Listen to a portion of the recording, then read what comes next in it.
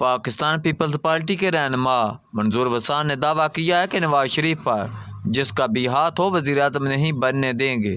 تفصیلات کے مطابق پی پی رہنما منظور وسان کے سین سے قومی اسمبلی کی نشست این 202 خیرپور سے کاغذات نامزدگی منظور ہو گئے ہیں۔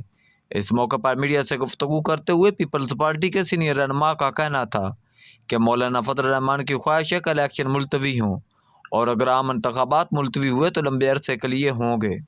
اس دوران ایک سوال کے جواب میں منظور وسان نے دعویٰ کیا کہ مسلم لیگ نون کے قائد نواز شریف پر جس کا بھی ہاتھ ہو لیکن ہم انہیں وزیر اعظم نہیں بننے دیں گے، بلکہ چیئرمین پیپلز پارٹی بلاول بھٹو زرداری کو وزیر اعظم بنائیں گے۔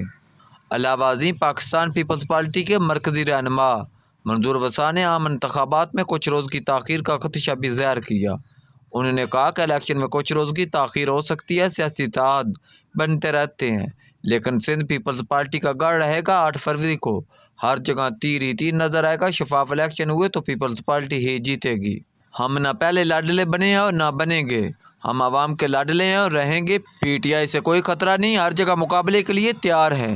پی ٹی آئی کو الیکشن میں حصہ لینے دیا جائے۔ اگر ہم پی ٹی آئی کو الیکشن میں حصہ دینے کا مطالبہ کر رہے ہیں تو اس پر اتحاد کی بات نہیں ہونی چاہیے۔ ان کا کہنا ہے کہ پیپلز پارٹی کا سنبل تلوار سے تیر کر دیا گیا، ہم نے اس کو قبول کیا۔